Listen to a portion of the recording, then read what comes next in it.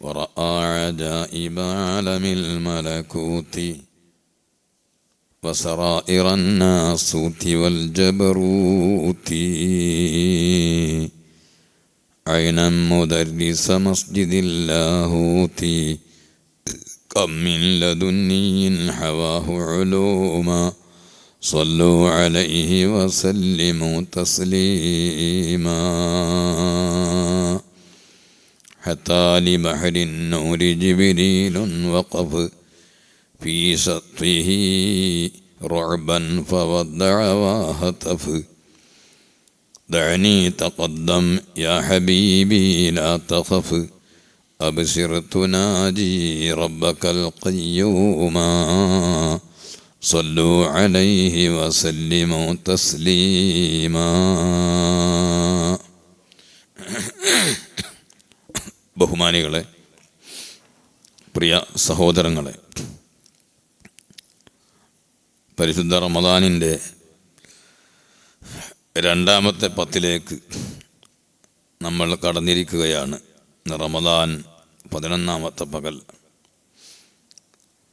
കഴിഞ്ഞ സമയങ്ങളെല്ലാം അല്ലാഹു തആല നമുക്ക് അനുകൂലമാക്കി തരട്ടെ. അവശേഷിക്കുന്ന രാപ്പകലുകൾ അതർഹിക്കുന്ന വിധത്തിൽ അതിനെ ആദരിച്ച് ധന്യമാക്കി യാത്രയാക്കാൻ അല്ലാഹു നമുക്ക് തൗഫീഖ് നൽകട്ടെ.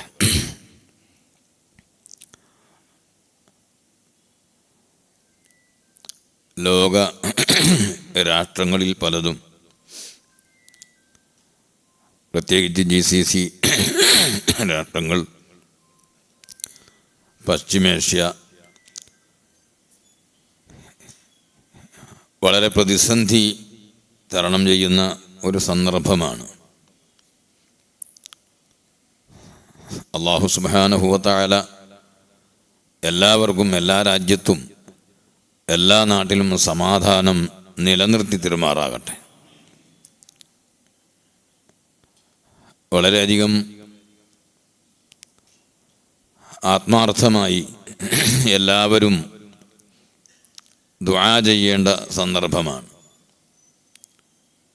അള്ളാഹുവിൻ്റെ ഖളായിലും അവൻ്റെ നിശ്ചയത്തിലും നേരത്തെ ഉള്ള വിഷയങ്ങളാണ് ഇതൊക്കെ നടക്കുന്നതൊക്കെ. പക്ഷേ ദുആവും അള്ളാഹു നിശ്ചയിച്ച കാരണങ്ങളിൽപ്പെട്ടതാണ്. അദ്ദുആഉ യൻഫഉ ഫീമാ നസല വഫീമാ ലം യൻസിൽ. അഷ്റഫുൽ ഖൽഖ് സല്ലല്ലാഹു അലൈഹി വസല്ലം തങ്ങൾ നമ്മെ പഠിപ്പിച്ചിട്ടുണ്ട്. ദുആ, അള്ളാഹുവിനോട് ദുആരക്കുക, ആ മഹത്തായ സംഗതി അത് വന്നെത്തിയ മുസീബത്തുകൾ നീങ്ങിപ്പോകാൻ ഫലം ചെയ്യും. വരാൻ പോകുന്ന മുസീബത്തുകളും നാശങ്ങളും അത് തട്ടിപ്പോകാനും ഇല്ലാതാകാനും അത് കാരണമാകും. ദുആ എന്ന് പറയുന്നത് വലിയ ഒരു ആയുധമാണ്. അപ്പോൾ നമ്മളെല്ലാവരും ആ ആയുധം ഉപയോഗിക്കണം. അത് നമുക്കെല്ലാവർക്കും സാധിക്കുന്ന കാര്യമാണല്ലോ. ലോകത്ത് സമാധാനമുണ്ടാകണം എന്നാണ് ബുദ്ധിയുള്ള ആളുകളൊക്കെ ആഗ്രഹിക്കുക. നിരപരാധികളായ ആളുകൾ ഒരിക്കലും പ്രയാസപ്പെട്ടു പോകാൻ പാടില്ല. അത് ഏത് വിഭാഗത്തിൽപ്പെട്ട ആളായാലും ശരി. ഊക്കുള്ളവർ കളിക്കുമ്പോൾ എപ്പോഴും ബുദ്ധിമുട്ടുന്നതും പ്രയാസപ്പെടുന്നതും നിരപരാധികളായ ദുർബലന്മാരാണ്. ഇന്നലെയും ആയിട്ട് നമ്മൾ അറിഞ്ഞതനുസരിച്ച് മാധ്യമങ്ങളിലൂടെ അറിയുന്നത് 51 കുട്ടികൾ, ചെറിയ കുട്ടികൾ ഒരേ സമയത്ത് ഒരു സ്ഥലത്ത് മരിച്ചുപോയി എന്നാണ് ഇറാനിൽ. അങ്ങനെ എത്രയോ ചെറിയ കുട്ടികളും പ്രായം ചെന്ന പുരുഷന്മാരും സ്ത്രീകളും അതുപോലെ യുവാക്കളും എത്രയോ പ്രയാസപ്പെടുന്നു, ബുദ്ധിമുട്ടുന്നു, പരിക്ക് പറ്റുന്നു, കൊല്ലപ്പെടുന്നു. നേരത്തെ ഫലസ്തീനിലും ഗസയിലുമൊക്കെ അതിപ്പോഴും ചെറുതായിട്ടൊക്കെ നടക്കുന്നുണ്ട്. വളരെ വലിയ തോതിൽ നേരത്തെ നടന്നിരുന്നു. ഇതെല്ലാം ലോകത്തിന് മൊത്തം നാശമാണ്. എല്ലാ സന്തുലിതാവസ്ഥയും തകരുകയും മനുഷ്യന് യഥേഷ്ടം ഉദ്ദേശിക്കുന്നത് പോലെ യാത്ര ചെയ്യാൻ കഴിയില്ല. വാണിജ്യ മേഖല തകർന്നടിയും, പല സാധനങ്ങൾക്കും വില കുത്തനെ ഉയരും, സമാധാനമില്ലാതെ ഭയവിഹ്വലരായി പലരും കഴിയേണ്ടി വരും. ഇങ്ങനെയെല്ലാം നിരവധി പ്രത്യാഘാതങ്ങളാണ് ഇതുപോലെയുള്ള കലുഷിതമായ അന്തരീക്ഷം സംജാതമാകുമ്പോൾ ഉണ്ടാകുന്നത്. പക്ഷേ എന്ത് പറയാനാണ്, ഇതിൻ്റെ എല്ലാം ഉള്ളിൻ്റെ ഉള്ളിൽ കുറേ ആയുധങ്ങൾ നിർമ്മിച്ച് വെച്ച് വിറ്റഴിക്കാൻ കാത്തു നിൽക്കുന്നവരുണ്ടല്ലോ. അത് ആരും പ്രത്യക്ഷത്തിൽ കാണുകയില്ല. ഇപ്പം തന്നെ ഉറങ്ങാൻ തുടങ്ങിയ സുബ്ഹാനല്ലാഹ്. ഒന്ന് ഈ ചെറുപ്പക്കാർക്ക് ശേഷം മുന്നോട്ട് വന്നാൽ ഒരു റാഹത്താവും, ഇന്നലെ ഈ ഉറക്കമില്ലാണ്ടാവും. നിങ്ങളൊന്ന് ചിന്തിച്ചു നോക്ക്, ഈ ആയുധങ്ങൾ അതുണ്ടല്ലോ ഒരുപാട്. ബ്രേക്ക്ഫാസ്റ്റിന് പറ്റുമോ? ലഞ്ചിന് പറ്റുമോ? ഡിന്നറിന് പറ്റുമോ? രാവിലെ കട്ടൻ ചാക്ക് കൂട്ടാൻ പറ്റുമോ? അത് യുദ്ധത്തിനല്ലേ പറ്റുള്ളൂ. അപ്പോൾ ഒരു നിലക്ക് അല്ലെങ്കിൽ മറ്റൊരു നിലക്ക്, ഒരിടത്തിൽ അല്ലെങ്കിൽ മറ്റൊരിടത്ത് ലോകത്തിൻ്റെ വിവിധ ഭാഗങ്ങളിൽ ഇങ്ങനെ യുദ്ധം നടന്നുകൊണ്ടേയിരിക്കണം. അത് തൂങ്ങി ഉറങ്ങിയാൽ കുറേ ആൾ ഉറങ്ങി, എന്താണ് ചെയ്യുക? വിളിച്ചു ഒന്ന് ഇങ്ങോട്ട് നീങ്ങിയിരുന്നാൽ ഞാൻ വേഗം ഇന്ന് നിർത്തും. കാരണം ഞാനൊരു മനുഷ്യൻ തന്നെയാണല്ലോ, ഇന്ന് അധികം നീട്ടുന്നില്ല. ഇതാണ് ലോകത്തിൻ്റെ അവസ്ഥ. ധാരാളം ആയുധങ്ങൾ നിർമ്മിച്ചു കൊണ്ടിരിക്കുന്നു, അതിങ്ങനെ വിറ്റഴിക്കപ്പെട്ടുകൊണ്ടിരിക്കുന്നു. അത് പിന്നെന്താ ചെയ്യുക? ഇതിൻ്റെ പേരിൽ നിരപരാധികളായ ആളുകൾ ക്രൂശിക്കപ്പെടുന്നു. അല്ലാഹു ജല്ല ജലാലുഹു ലോകത്തിൽ സമാധാനം നിലനിർത്തി തരട്ടെ. ഇപ്പോൾ പ്രശ്നം പൊട്ടിപ്പുറപ്പെട്ട എല്ലാ മേഖലകളിലും അല്ലാഹുവേ, യാ അല്ലാഹ്, യാ അലീമ സുൽത്താൻ, യാ ഖദീമൽ ഇഹ്സാൻ, യാ മൻ ബിയദിഹി മലകൂതു കുല്ലി ശൈഇ, യാ അല്ലാഹു, യാ അല്ലാഹ്, നീ പെട്ടെന്ന് ഈ യുദ്ധത്തീ അണച്ചു തരണേ അല്ലാഹ്. എല്ലാ നാടുകളിലും നീ സമാധാനം നിലനിർത്തി തരണേ അല്ലാഹ്. ഇപ്പോൾ ദുആ ചെയ്താൽ പോരാ, നമ്മളെപ്പോഴും ദുആ ചെയ്യണം. ഗൾഫ് രാഷ്ട്രങ്ങൾ, അതിൽ എത്രയോ സഹോദരങ്ങളുണ്ട്, നമ്മുടെ ഉറ്റവരും ഉടയവരുമുണ്ട്. നല്ല മനസ്ഥിതിക്കാരായ നിരപരാധികളായ എത്രയോ ജനങ്ങളുണ്ട്. അതിൽ മതമൊന്നുമില്ല, മനുഷ്യന്മാർ. അവരെല്ലാം ബുദ്ധിമുട്ടുകയല്ലേ. അല്ലാഹുവേ, നീ എത്രയും പെട്ടെന്ന് സമാധാനം സ്ഥാപിച്ചു തരണേ അല്ലാഹ്. എല്ലാറ്റിൻ്റെയും പിന്നിൽ ഹസദാണ്. ഒരു രാഷ്ട്രത്തിന് മറ്റൊരു രാഷ്ട്രത്തോട്, ഒരു കുടുംബത്തിന് മറ്റൊരു കുടുംബത്തോട്, ഒരു വ്യക്തിക്ക് മറ്റൊരു വ്യക്തിയോട്, അങ്ങനെ ചെറുതും വലുതുമായ മേഖലകളിലെല്ലാം വളരെയധികം ദുസ്വാധീനം ചെലുത്തുന്ന സംഗതിയാണ് അസൂയ എന്ന് പറയുന്ന സംഗതി, ഹസദ്. അത് വല്ലാത്തൊരു രോഗമാണ്. ഹസദെന്ന രോഗം കാക്കണേ മരണം വരെ, കാബീല് തിന്ന് തുലഞ്ഞ നഞ്ഞാലോകരെ.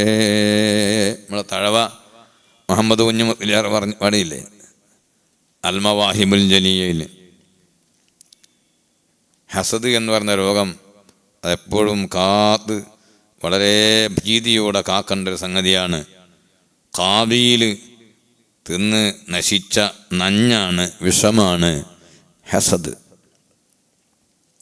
ഖുൽ അഊദു ബിറബ്ബിൽ ഫലഖി, ഫലഖിൻ്റെ നാഥനെ കൊണ്ട് കാവൽ ചോദിക്കുന്നു എന്ന് പറഞ്ഞിട്ട് മൂന്നാല് സംഗതികൾ പറഞ്ഞു. മിൻ ശർരി മാ ഖലഖ്, അല്ലാഹു സുബ്ഹാനഹു വ തആല സൃഷ്ടിച്ചിട്ടുള്ള സൃഷ്ടികളിൽ ഷർറുള്ള സംഗതികളുണ്ട്, ബുദ്ധിമുട്ടുണ്ടാക്കുന്ന സംഗതിയുണ്ട്, നഫ്ഉണ്ട്, എല്ലാം ഉണ്ട്. അതിൻ്റെ ഷർറുകളെ തൊട്ട് ഏതെല്ലാം സിറുണ്ടാക്കുന്ന സാധനങ്ങളുണ്ടോ അതിൻ്റെ സിറുകളെ തൊട്ടെല്ലാം കാവൽ ചോദിക്കുന്നു. എന്നിട്ട് ചില പ്രത്യേകമായ കാര്യങ്ങളെ പർട്ടിക്കുലറായി പറയാണ്. വമിൻ ശർരി ഗാസിഖിൻ ഇദാ വഖബ്. ഗാസിഖ് എന്താണ്? ഗാസിഖ് രാത്രിയാണ് എന്നൊരു തഫ്സീർ.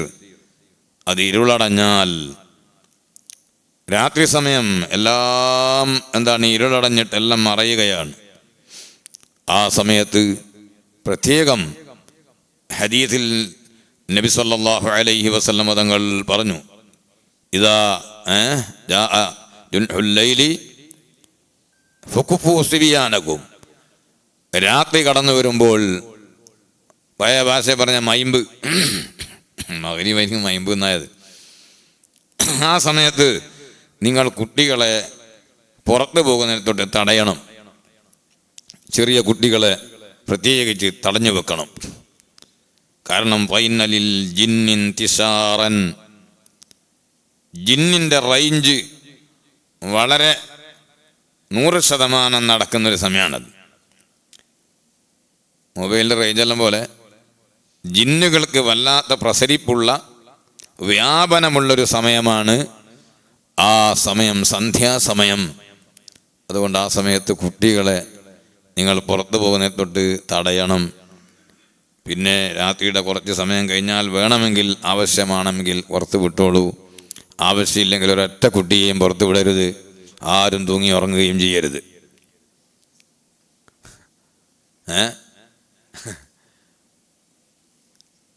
ആവശ്യമില്ലെങ്കിൽ ഒരൊറ്റ കുട്ടിയെയും രാത്രി പുറത്ത് വിടരുത്.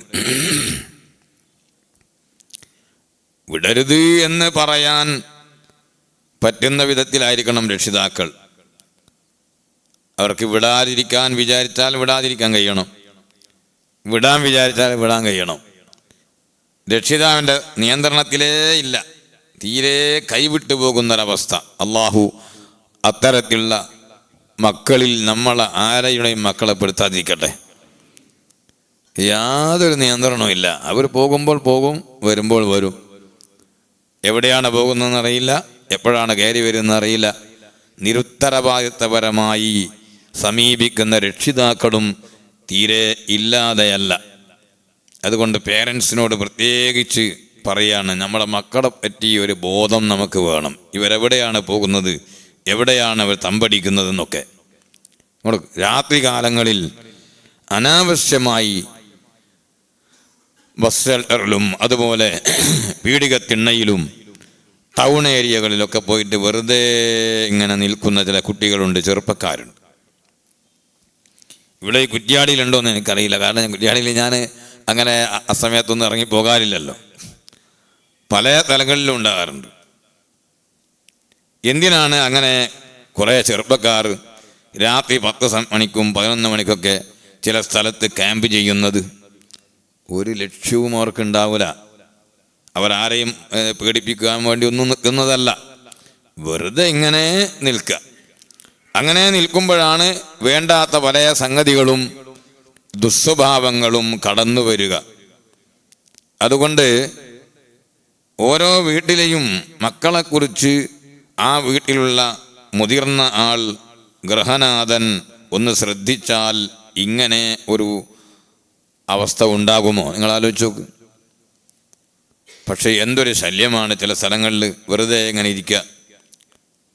ചിലപ്പോൾ പോലീസുകാരൊക്കെ തെറ്റിദ്ധരിക്കുക, എന്തിനാണ് ഇവരിങ്ങനെ ഇരിക്കുന്നതെന്ന്. ഇരിക്കാൻ പാടില്ല എന്നല്ലേ ഇയ്യാക്കും വൽ ജുലൂസ ഫി തുറുഖാത്ത് അഷ്റഫുൽ ഖൽഖ് സല്ലല്ലാഹു അലൈഹി വസല്ലം തങ്ങൾ വിരോധിച്ചു.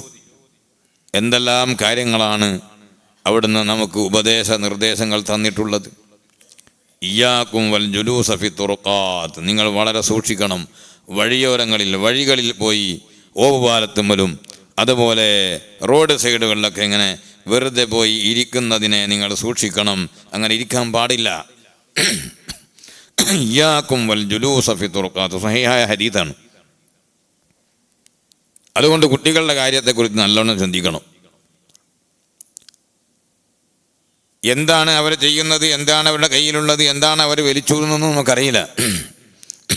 അതുകൊണ്ട് ഇതിന് റമദാൻ മാസം അല്ലാത്ത സമയമൊന്നും വ്യത്യാസമില്ല. കുറച്ചൊക്കെ പറഞ്ഞാലൊക്കെ പഠിക്കും. തീരെ എല്ലാം പിടുത്തം വിട്ടുകണ, ആരും ഒന്നും പറഞ്ഞാൽ കേൾക്കൂലെന്ന് വിചാരിക്കുന്നതും ശരിയല്ല. എനിക്ക് തന്നെ അനുഭവമുണ്ട്. ചില കുട്ടികളോട് മക്കളെ നിങ്ങളിങ്ങനെ ഇവിടെ നിൽക്കണ്ട, വേഗം പോയിക്കോളി എന്ന് പറഞ്ഞത് സ്വീകരിക്കുന്നതും പിന്നീട് ആ സ്ഥലത്ത് അങ്ങനെ പോകുമ്പോൾ കാണാതിരുന്നൊക്കെ ഉണ്ട്. അല്ലാഹു തആല എല്ലാ മക്കൾക്കും ബർക്കത്ത് ചെയ്യട്ടെ. കുട്ടികളാണ്, ചെറിയ പ്രായമാണ്, ആ സമയത്ത് അത്രയേ ചിന്തിക്കുള്ളൂ, കൂടുതൽ ചിന്തിക്കാൻ അവർക്ക് കഴിയില്ല. അപ്പോൾ മുതിർന്ന ആളുകൾ അവർക്ക് ഡയറക്ഷൻ കൊടുത്തുകൊണ്ടേയിരിക്കണം. അത് ഉത്താടെ ആകൃതമായ മക്കളാണ് എല്ലാം പിടുത്തം വിട്ടുക എന്ന് പറഞ്ഞിട്ട് വിട്ടാൽ സംഗതി ശരിയാവില്ല. അതുകൊണ്ട് കുട്ടികളൊക്കെ നിയന്ത്രിക്കണം. ഈ രാത്രി സമയങ്ങളിൽ അവിടങ്ങളിൽ പോയി നിൽക്കാൻ പാടില്ല.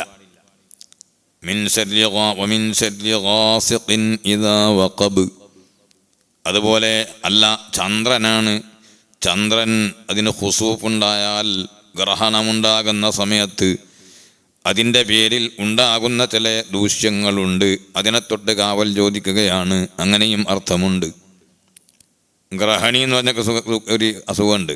ഈ പ്രപഞ്ചത്തിൽ പല സംഗതികളും പരസ്പരം അങ്ങോട്ടും ഇങ്ങോട്ടും ബന്ധിപ്പിച്ചുകൊണ്ട് പല സംഗതികളുണ്ട്. വേലിയേറ്റം, വേലിയിറക്കം, അതുപോലെ നമ്മളെ ഈ എക്ലിപ്സുമായിട്ട് അഥവാ ഈ ഗ്രഹണവുമായി ബന്ധപ്പെട്ടും പല സംഗതികളും പ്രപഞ്ചത്തിൽ നടക്കും. അതുകൊണ്ട് അതിൻ്റെ വകയിൽ ഒരു ഷർറും ഉണ്ടാകാതിരിക്കാൻ കാവൽ ചോദിക്കുന്നു. ഇന്നലെ ഞാൻ സൂചിപ്പിച്ചിട്ടുണ്ട്, അതേ കെട്ടുകൾ കെട്ടി അതിൽ ഊതുന്ന ചില സിഹ്ർ ചെയ്യുന്ന സ്ത്രീകളും അല്ലെ സിഹ്ർ ചെയ്യുന്ന ത്വായിഫത്ത് സമൂഹം സിഹ്റന്മാർ, അവരുടെ ഷർറിനെ തൊട്ടും കാവൽ ചോദിക്കുന്നു. അഷ്റഫുൽ ഖൽഖ് സല്ലല്ലാഹു അലൈഹി വസല്ലമ തങ്ങൾക്ക് സിഹർ ചെയ്യും സഹീഹുൽ ബുഖാരിയിൽ ഉണ്ട്. സിഹറിനെ സംബന്ധിച്ചും ഹൽ യുസ്തഖ്റജു സിഹ്റു, സിഹർ പുറപ്പെടുവിക്കപ്പെടുമോ, സിഹർ ചെയ്ത് വെച്ച സ്ഥലത്ത് നിന്നത് എടുക്കാൻ പറ്റുമോ എന്നൊക്കെയുള്ള ചർച്ചയും അധ്യായങ്ങളും അതിൽ ഹദീസും കൊണ്ടുവന്നിട്ടുണ്ട്. നബി സല്ലല്ലാഹു അലൈഹി വസല്ലം തങ്ങൾക്ക് ലബീദ് ഇബ്നുൽ ആസം എന്ന് പറയുന്ന ഒരു യഹൂദിയായിരുന്നു സിഹർ ചെയ്തത്. അവരുടെ ഉള്ളിൽ ഒരു കാര്യമുണ്ട്. ഇത് നബിയാണെങ്കിൽ എന്തായിരുന്നാലും പിടിക്കപ്പെടും, അറിയിക്കപ്പെടും, ഉണർത്തപ്പെടും, വഹ്യ് വരും. അല്ല നബി അല്ലെങ്കിൽ പിന്നെ കഴിഞ്ഞുപോട്ടെ, സെറ് നീങ്ങിപ്പോട്ടെ എന്നാണ്. നബി സല്ലല്ലാഹു അലൈഹി വസല്ലം തങ്ങൾക്ക് അതേ ആട്ടിൽ മാംസത്തിൽ വിഷം കൊടുത്തൊരു സംഭവം ഉണ്ടല്ലോ, ഒരു യഹൂദിയത്ത്. അവളും പറഞ്ഞത് അങ്ങനെ തന്നെയാണ്. നബിയാണെങ്കിൽ എൻ്റെ ഈ തന്ത്രം നടക്കൂല, അത് അറിയിക്കപ്പെടും. അപ്പം നബി സല്ലല്ലാഹു അലൈഹി വസല്ലം തങ്ങൾ ആ ഭക്ഷണം കഴിക്കാൻ വേണ്ടി തുടങ്ങുമ്പോൾ വായിലങ്ങ് വെക്കുമ്പോഴേക്ക് ഇത് സുമ്മുള്ളതാണ്, വിഷമുള്ളതാണ് എന്ന് ആ ആട്ടിൻ്റെ കൈപ്പല വിളിച്ച് പറഞ്ഞിട്ടുണ്ട്. നബി തങ്ങൾക്ക് അതിൻ്റെ സന്ദേശം ലഭിച്ചിട്ടുണ്ട്. നബിയാണെങ്കിൽ അറിയിക്കപ്പെടും, ഉണർത്തപ്പെടും. അല്ലെങ്കിൽ പിന്നെ പോകട്ടെ, ഷെറ് നീങ്ങട്ടെ എന്ന് അവളും കരുതി. അതുപോലെ ലബീദ് ഇബ്നുൽ ആസം എന്ന് പറയുന്ന മനുഷ്യൻ സിഹർ ചെയ്തു. എന്തിലാണ് ചെയ്തത്? ഫി മുസ്തിൻ വ മുസാത്തത്തിൻ. നബി സല്ലല്ലാഹു അലൈഹി വസല്ലം തങ്ങൾക്ക് ഇന്നലെ ഞാൻ പറഞ്ഞല്ലോ, ചില ശാരീരികമായ ക്ഷീണം വന്നു. നബി തങ്ങൾക്ക് തങ്ങളുടെ അഹ്ലിനെ സമീപിക്കണമെന്ന് ചിലപ്പോൾ ചിന്തിക്കും, പക്ഷേ അതിന് സാധിക്കുന്നില്ല. അങ്ങനെ ചില ക്ഷീണം ശാരീരികമായി വന്നു. ഒരു ദിവസം നബി സല്ലല്ലാഹു അലൈഹി വസല്ലം തങ്ങൾ ഇങ്ങനെ ഉറങ്ങുമ്പോൾ അതാ രണ്ട് മലക്കുകൾ, ഒരു മലക്ക് വന്ന് തലക്കൂത്തലിരുന്നു, മറ്റേ മലക്ക് വന്നിട്ട് കാൽഭാഗത്തുമിരുന്നു. എന്നിട്ട് അതാ ഈ മലക്ക് ചോദിക്കുകയാണ് മറ്റേ മലക്കിനോട്, മാ വജഉർ റജുലി, ഈ മഹാന് എന്തോ ഒരു അസുഖമുണ്ടല്ലോ, എന്താണ് അസുഖം? അപ്പോൾ മറ്റേ മലക്ക് പറയാണ്, മത്ബൂബുൻ, സിഹർ ബാധിച്ചതാണ് എന്ന് പറഞ്ഞു. മത്ബൂബ് എന്ന് പറഞ്ഞാൽ നേരെ അർത്ഥം തിബ് എന്ന് പറഞ്ഞാൽ ചികിത്സ എന്നാണ്. ചികിത്സ നൽകപ്പെട്ട ആൾ എന്നാണ് അതിൻ്റെ അർത്ഥം. പക്ഷേ അത് ശുഭലക്ഷണത്തിന് വേണ്ടി പറയാണ്. ലദീഖ്, അതേ വിഷം തീണ്ടിയ ആൾക്ക് സലീം എന്ന് പറയാറുണ്ട്. സലീം എന്ന് പറഞ്ഞാൽ രക്ഷപ്പെട്ട ആൾ എന്നാണ്. അങ്ങനെ ഉണ്ടല്ലോ ചില ഒരു നല്ല ശുഭലക്ഷണമുള്ള ചില പ്രയോഗങ്ങൾ, അതിൽപ്പെട്ടതാണത്. ഹദീസിൽ തന്നെ സഹീഹുൽ ബുഖാരിയിൽ തന്നെ സലീം എന്ന് ഈ വിഷബാധ ഏറ്റ ആളെ സംബന്ധിച്ച് പറഞ്ഞിട്ടുണ്ട്. ലദീഖിന് സലീം, രക്ഷപ്പെട്ട ആൾ എന്ന് പറഞ്ഞാൽ അദ്ദേഹത്തിന് ചികിത്സ ചെയ്ത് അയാളുടെ വിഷമൊക്കെ ഇറങ്ങി രക്ഷപ്പെട്ടു പോയി എന്ന് ഒരാശ്വാസമുണ്ടാകുന്ന പ്രയോഗമാണ്. അതുപോലെയാണ് ഇവിടെ മത്ബൂബ് എന്ന് പറയുന്നത്. അദ്ദേഹത്തിന് ഏറ്റ ആ ഒരു വിഷമം, ശാരീരികമായ ബുദ്ധിമുട്ട്, അത് നീക്കാൻ വേണ്ടി ചികിത്സ ചെയ്യപ്പെട്ട് രക്ഷപ്പെട്ട് എന്നറിയിക്കുന്ന വാചകം മത്ബൂബ്. അതുപോലെ കാഫില എന്ന് പറയാറുണ്ട്. കാഫില എന്ന് ഞാൻ കാഫല ഞാൻ മടങ്ങി വന്നു. കാഫിലക്കാരേ കള്ളറി പീഡിച്ചാരേ കാണാം നീലത്തിന്ന് കബക്കാവാൽ കൊന്നോവർ അല്ലേ, മഹീദ്യന്മാരുണ്ട്. കാഫില എന്ന് പറഞ്ഞാൽ കച്ചവട സംഘം. കച്ചവടത്തിന് വേണ്ടി പോകുന്ന സംഘത്തിനാണ് അറബിയിൽ കാഫില എന്ന് പറയുക. പോകുന്ന സംഘത്തിനാണ് പറയുന്നത്. അതിൻ്റെ അർത്ഥം എന്താണ്? നേരെ ആ വാചകത്തിൻ്റെ നേരെ അർത്ഥം കാഫല എന്ന് പറഞ്ഞാൽ മടങ്ങിയെന്നാണ്. അപ്പം കച്ചവടത്തിന് പോയിട്ട് കച്ചവടം ചെയ്ത് ലാഭം കൊയ്ത് അവർ ഒരു വിഷമം ഇല്ലാതെ തിരിച്ചു വരുന്ന സംഘം എന്ന ആ ഒരു ശുഭലക്ഷണമുള്ള അർത്ഥം വരുന്ന വാചകം അതിനു വേണ്ടി പ്രയോഗിക്കുകയാണ്. അങ്ങനെയൊക്കെ ചില സംഗതികളുണ്ട്. പണ്ടല്ലോ പഴയ മനുഷ്യന്മാരൊക്കെ പിന്നെ ഒരു വീട്ടിൽ കയറി ചെന്ന് അവിടുന്ന് യാത്ര ചോദിച്ച് പോകുമ്പോൾ ഞാൻ വരുന്നേ, ഞാൻ പോയി വരട്ടെ, അങ്ങനെയാ പറയാ. ഞാൻ പോട്ടെ, ഞാൻ പോയി, ഇനിയില്ല. ആ അർത്ഥം വരുന്ന രൂപത്തിൽ അല്ല സംസാരിക്കേണ്ടത്. അതൊക്കെ വളരെ ചിന്താർഹമാണ്. പഴയ കാലത്തുള്ള പഴമക്കാരുടെ ചില പ്രയോഗങ്ങളൊക്കെ, അവിടെ വാചകങ്ങളൊക്കെ വളരെ പഠിക്കാനും ചിന്തിക്കാനുള്ളതാണ്. അതിൽപ്പെട്ടതാണ് ഈ പ്രയോഗം. ഞാൻ പോയി വരട്ടെ, പോയി വരട്ടെ, പോകാണ് സംഗതി. പക്ഷെ പോയിട്ട് വരട്ടെ, ഞാൻ അങ്ങനെ തന്നെ വിട്ടു പോകുന്നില്ല. നിങ്ങളുമായിട്ട് എനിക്ക് ഇനിയും ബന്ധപ്പെടുന്ന ആഗ്രഹമുണ്ട്. ഇനിയും വരാനുള്ള തൗഫീഖ് അല്ലാഹ് തരട്ടെ, നമുക്ക് ഇനിയും കാണാം, മീറ്റ് അഗൈൻ എന്നെല്ലാം പറയുന്ന ആ ഒരു എല്ലാ അർത്ഥങ്ങളും ആ വാചകത്തിൽ ഉൾക്കൊള്ളുകയാണ്. ഞാൻ പോയി വരട്ടെ, ഞാൻ പോയി വരുന്നേ എന്ന് പറയുന്ന പ്രയോഗം ഇരിക്കട്ടെ. അതുപോലുള്ള പ്രയോഗമാണ് മത്ബൂബ്. എന്താണ് ഈ മഹാന് സംഭവിച്ചത്? അത് സിഹിർ ബാധിച്ചാണ്. ആരാ സിഹിർ ചെയ്തതെന്ന് ചോദിച്ച്, ലബീദ് ഇബ്നുൽ ആസം എന്ന് പറയുന്ന ആളാണ് സിഹിർ ചെയ്തതെന്ന് വഹിയാണ്. അത് അള്ളാഹുവിങ്കിൽ നിന്ന് മലക്ക് വന്നിട്ട് പറഞ്ഞാണ്. അതുകൊണ്ട് ഏതെങ്കിലും ഒരു കണക്ക് കൂട്ടുന്ന ആളെടുത്ത് പോയിട്ട് എല്ലാ കണക്കന്മാരും പിന്നെ മോശക്കാരാണ് എന്നൊന്നും ഞാൻ പറയുന്നില്ല. ചികിത്സ ചെയ്യുന്ന നല്ല ആത്മാർത്ഥതയുള്ള ആളുകളൊക്കെ ഉണ്ട്. കണക്ക് കൂട്ടി ചില നിഗമനങ്ങൾ പറയുകയൊക്കെ ചെയ്യും. നിഗമനാണെന്ന് എന്ത് ചെയ്താൽ മതി, അതിൻ്റെതായ നിലവാരത്തിൽ നമ്മൾ മനസ്സിലാക്കിയാൽ മതി. എന്നല്ലാതെ അത് വഹിയൊന്നല്ല എന്ന് നമ്മൾ മനസ്സിലാക്കണം. ആരെങ്കിലും കണക്കൂട്ടി എന്നൊക്കെ പറയുമ്പോഴേക്ക് അങ്ങനെ തന്നെ വിശ്വസിച്ച് ആരെങ്കിലും തെറ്റിദ്ധരിക്കാനൊന്നും പാടില്ല. ഒരിക്കലും ഒരു കൂട്ടരെയും അടക്കി ആക്ഷേപിക്കാൻ പാടില്ല. ചിലരുണ്ട് ഒന്നിച്ച് ഒരു സമൂഹത്തെ അങ്ങനെ തന്നെ അടക്കിയായിട്ട് ആക്ഷേപിക്കും. അവരൊക്കെ അങ്ങനെയാണ്. ഞാൻ ഓരോന്നിൻ്റെ പേര് പറയുന്നില്ല, അവരെല്ലാം അങ്ങനെയാണെന്ന് പറയും. അങ്ങനെ പറയാൻ പാടില്ല. ഖുർആൻ തന്നെ നമ്മളെ പഠിപ്പിച്ചു, ലൈസു സവാൻ. ആ അഹ്ലു കിതാബ് എല്ലാവരും ഒരുപോലെ അല്ല കേട്ടോ, അതിലും നല്ല മനുഷ്യന്മാരുണ്ട് എന്ന് പറഞ്ഞിട്ട് ഖുർആൻ പറയുന്നുണ്ട് സൂറത്ത് ആല ഇംറാനിലാണോ, ലൈസു സവാൻ മിൻ അഹ്ലിൽ കിതാബി ഉമ്മത്തുൻ ഖായിമത്തുൻ യത്ലൂന ആയാത്തില്ലാഹി ആനാ അല്ലൈലി വഹും യസ്ജുദൂൻ എന്ന് പറഞ്ഞുകൊണ്ട് പരിശുദ്ധ ഖുർആൻ പറയുന്നു, എല്ലാവരും ഒരുപോലെയല്ല. അപ്പോൾ ഒരിക്കലും ഒരു വിഭാഗത്തെ, ഒരു സമൂഹത്തെ, ഡ്രൈവർമാരെ, മൊയ്ലിയാന്മാരെ, അല്ലെങ്കിൽ പിന്നെ ഏതെങ്കിലും ഒരു വിഭാഗത്തെ അടക്കി ആക്ഷേപിക്കുക എന്ന് പറയുന്നത് ഒരിക്കലും പാടില്ല. അല്ലെങ്കിൽ വ്യക്തികളെ ഒരിക്കലും ആക്ഷേപിക്കരുത്, പിന്നെ അടക്കി ആക്ഷേപിക്കാൻ പാടില്ല. അപ്പോൾ കണക്കന്മാരുടെ കൂട്ടത്തിൽ ചിലപ്പോൾ എന്തെങ്കിലും നിഗമനം പറഞ്ഞ് ചില രോഗങ്ങളൊക്കെ നിഗമനത്തിൻ്റെ അടിസ്ഥാനത്തിൽ എന്തെങ്കിലും ചികിത്സയൊക്കെ വന്നിരിക്കാനൊക്കെ പറഞ്ഞു കൊടുക്കുന്നവരൊക്കെ ഉണ്ടാകാം. അതിലും ആത്മാർത്ഥമുള്ളവരൊക്കെ ഉണ്ടാകും. കുറേ തട്ടിപ്പുകൾക്ക് അതും ഉണ്ടാകാൻ സാധ്യതയുണ്ട്. അപ്പോൾ ഏതായിരുന്നാലും കണക്ക് കൂടി പറയുന്ന ആളുടെ വാക്ക് കേട്ടുകൊണ്ട് ഇന്നയാൾ എനിക്ക് സിഹർ ചെയ്തിരിക്കുന്നു എന്ന് വിശ്വസിക്കുകയും അങ്ങനെ അദ്ദേഹത്തോട് ശത്രുത വെക്കുകയും അയാളെ തെറ്റിദ്ധരിക്കുകയും ചെയ്യാൻ പാടില്ലാത്തതാകുന്നു. ഇത് അള്ളാഹുവിങ്കിൽ നിന്ന് വന്ന 2 മലക്കുകളുടെ സംഭാഷണമാണ്. ആരാണ് സിഹർ ചെയ്തത്? മൻ തബ്ബഹു എന്ന് പറഞ്ഞു, ലബീദ് ഇബ്നുൽ ആസം എന്ന് പറയുന്ന ആളാണ്. എന്തിലാണ് സിഹർ ചെയ്തതൊക്കെ സ്വഹീഹുൽ ബുഖാരി ഹദീസാണ്. ഫീ മുസ്തിൻ വ മുസാത്തദിൻ, ഒരു ചീർപ്പും അതുപോലെ അതെ വാർന്ന് എടുത്ത പിന്നെ ഈ ചീകുമ്പോൾ വീഴുന്ന മുടികളും അതൊക്കെ ചേർത്തുകൊണ്ടാണ്. അതെന്തിലാ വെച്ചത്? ഈ ജുഫി തൽഅത്തിൻ ദക്കരിൻ, ഒരു ഈത്തപ്പനയുടെ ആൺകൊലയുടെ പിന്നെ കൂമ്പോ അതിൻ്റെ ഉള്ളിലാണുള്ളത്. അതെവിടെയാണ് കൊണ്ടുപോയി വെച്ചത്? ഫീ റാഊനത്തിൻ, ഫീ തഹത്ത റാഊനത്തിൻ, ഫീ ബിഇരി ദർവാൻ അല്ലെങ്കിൽ അർവാൻ. കുറച്ച് മുമ്പോട്ട് വന്നാലേ ദർവാൻ എന്ന് പറയുന്ന കിണറ്റിൽ ഒരു വലിയൊരു കല്ലുണ്ട്. റാവുനത്ത് എന്ന് പറഞ്ഞാൽ ഈ കിണറ്റിലൊക്കെ വെള്ളം കോരാൻ വേണ്ടി നിൽക്കുന്ന സ്ഥലത്ത് വെക്കുന്ന പണ്ടേ കാലത്തൊക്കെ, ഇന്നിപ്പോൾ ഒന്നും കാണൂല, ഒരു വലിയ കല്ലുണ്ട്, നീണ്ട കല്ല്. ആ കല്ലിനാ പറയാം.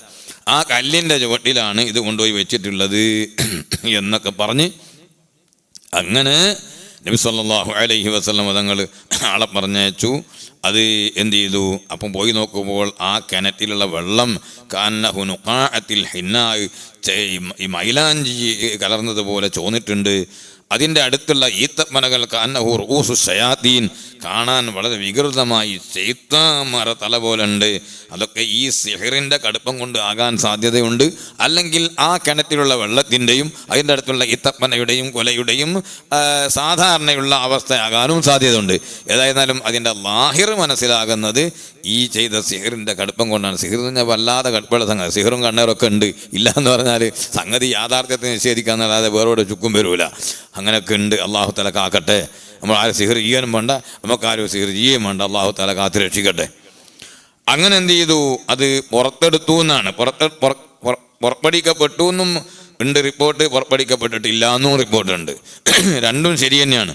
പുറപ്പെടുവിക്കപ്പെട്ടിട്ടുണ്ട്, പക്ഷേ എന്ത് ചെയ്തു? അതിൻ്റെ ശേഷം അത് കുഴിച്ച് മൂടിക്കളഞ്ഞു.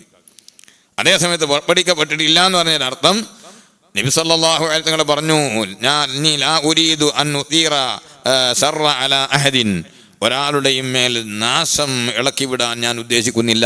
ഇവിടെ ഇതിൻ്റെ പേരിൽ ഒരു ഫിത്നയും ഫസാദും കുഴപ്പമുണ്ടാകണ്ട. ഒരു നേതാവ് അങ്ങനെയാണ് ചെയ്യേണ്ടത്. പ്രതികരിക്കൂ അനുയായികളെ, പ്രതികരിക്കൂ എന്ന് പറയല്ല നേതാവ് വേണ്ടത്. നേതാവിന് എന്തെങ്കിലും ചെറുക്കണം സംഭവിക്കുമ്പോഴേക്ക് പ്രതികരിക്കൂ എന്ന് പറയല്ല വേണ്ടത് നേതാവ്. നേതാവ് എന്ത് ചെയ്തു? നബി സല്ലല്ലാഹു അലൈഹി വസല്ലം നിങ്ങൾക്ക് അവിടെ നടപടി വെക്കാനൊക്കെ കഴിയും. പക്ഷേ ലബീദ് ഇബ്നു ആസം ആ സിഹർ ചെയ്ത് സമ്മതിച്ചിട്ടുണ്ട്. അയാളെ വെറുതെ വിട്ടു. അതാണ് അസ്റഫുൽ ഖൽഖ് മുഹമ്മദുർ റസൂലുള്ളാഹി സല്ലല്ലാഹു അലൈഹി വസല്ലം റഹ്മത്തുൽ ലിൽ ആലമീൻ. എത്രയോ സന്ദർഭങ്ങളിൽ വലിയ കടുത്ത തെറ്റ് ചെയ്ത, സ്വന്തത്തിന് ശരീരത്തിന് കേടുവരുത്താൻ വേണ്ടി ശ്രമിച്ച, കൊല്ലാൻ വേണ്ടി വന്ന, വാളോങ്ങിയ ആളുകൾക്ക് പോലും അള്ളാഹുവിൻ്റെ ഹബീബ് സല്ലല്ലാഹു അലൈഹി വസല്ലം വിട്ടുവീഴ്ച ചെയ്തിട്ടുണ്ട്, വെറുതെ വിട്ടിട്ടുണ്ട്. അതുപോലെ ലബീദ് ഇബ്നു അസ്മിനെയും വെറുതെ വിട്ടു, ഒന്നും ചെയ്തില്ല. നബി തങ്ങൾക്ക് സിഹർ ചെയ്തതിൻ്റെ പേരിൽ അതൊന്ന് പ്രചരിപ്പിച്ച്, ആ സാധനമൊക്കെ ഒന്ന് പ്രദർശിപ്പിച്ച്, ഇതിലാണ് സിഹർ ചെയ്തത്, ഇന്നയാളാണ് സിഹർ ചെയ്ത്. ഇവിടെ ആയിരിക്കല്ലോ സിഹർ ചെയ്യപ്പെട്ടിട്ടുണ്ട്. ഇങ്ങനെ എന്താ അപ്പം ചെയ്യണേ? ഞാനിതിങ്ങനെ എത്ര വന്നിട്ടാണ് ഇത് പറയുന്നത്. ഇത്ര പ്രയാസമുണ്ട്. അല്ലാ, അങ്ങനെ വലിയ ഒരു സമൂഹത്തെ അദ്ദേഹത്തിനും അദ്ദേഹത്തിൻ്റെ കുടുംബത്തിനും നാട്ടുകാർക്കൊക്കെ എതിരാക്കാനും വലിയ കലാപങ്ങൾ സൃഷ്ടിക്കാനൊക്കെ കഴിയായിരുന്നു. പക്ഷേ നബി സല്ലല്ലാഹു അലൈഹി വസല്ലം തങ്ങൾ ഒരിക്കലും അത്തരത്തിലുള്ള ശർറും ഫിത്നയും ഉദ്ദേശിക്കുന്ന ആളല്ല. മറിച്ച് അത് ഇല്ലായ്മ ചെയ്യാൻ വേണ്ടി എല്ലാ വിട്ടുവീഴ്ചയും എല്ലാ ഉപദേശങ്ങളും നൽകുന്ന നേതാവാണ്. അതുകൊണ്ട് തങ്ങൾ അങ്ങനെ വിട്ടുകൊടുത്തു. ഇരിക്കട്ടെ, ഞാൻ അതിലേക്ക് സംസാരിക്കുന്നില്ല. വമിൻ ശർറിൻ നഫ്ഫാസാതി ഫിൽ ഉഖദ്, അങ്ങനെ കെട്ടുകളിൽ ഊതിയിട്ട് സിഹർ ചെയ്യുന്ന സാഹിരീങ്ങളായ സ്ത്രീകൾ അല്ലെങ്കിൽ സാഹിരീങ്ങളായ സമൂഹം, അവരുടെ ശർറിനെ തൊട്ടും കെടുതികളെ തൊട്ടും കാവൽ ചോദിക്കുന്നു. വമിൻ ശർരി ഹാസിദിൻ ഇദാ ഹസദ്, അവസാനമായി പറയുന്നത് 3 പ്രത്യേകം എടുത്തു പറഞ്ഞു. ആദ്യം എല്ലാ ശർറ്, സൃഷ്ടിക്കപ്പെട്ട എല്ലാ ശർറിനെ തൊട്ടും കാവൽ ചോദിക്കുന്നു എന്ന് പറഞ്ഞ്, പിന്നെ 3 കാര്യങ്ങൾ പ്രത്യേകം ഖാസായി എടുത്തു പറഞ്ഞു. അതിലവസാനമായി വളരെ ഗൗരവമുള്ളൊരു വിഷയമാണ് അള്ളാഹു പറയുന്നത്, വമിൻ ശർരി ഹാസിദിൻ ഇദാ ഹസദ്, അസൂയാലുവിൻ്റെ കെടുതിയെ തൊട്ടും, ഇദാ ഹസദ്, അവൻ്റെ ഹസദിനെ പ്രകടിപ്പിച്ചുകൊണ്ട്, ഹസദ് അനുസരിച്ചുകൊണ്ട് പ്രവർത്തിക്കുമ്പോൾ അത് വല്ലാത്തൊരു സംഗതിയാണ്. ഹസദ് മനസ്സിൽ വെക്കലുണ്ട്, ഹസദ് പ്രകടിപ്പിക്കലുണ്ട്. ഹസദ് മനസ്സിൽ വെക്കുമ്പോൾ അതിൻ്റെ കെടുതി, അതിൻ്റെ ദൂഷ്യം ഉണ്ടാകുന്നത് ഹസദ് വെക്കുന്ന ഹാസിദിനാണ്. അതുകൊണ്ട് നബി സല്ലല്ലാഹു അലൈഹി വസല്ലം തങ്ങൾ പറഞ്ഞു, ഇയ്യാകും വൽ ഹസദ്, നിങ്ങൾ സൂക്ഷിക്കണം, ഹസദ് സൂക്ഷിക്കണം. ഹസദ് എന്ന് പറഞ്ഞാൽ എന്താ?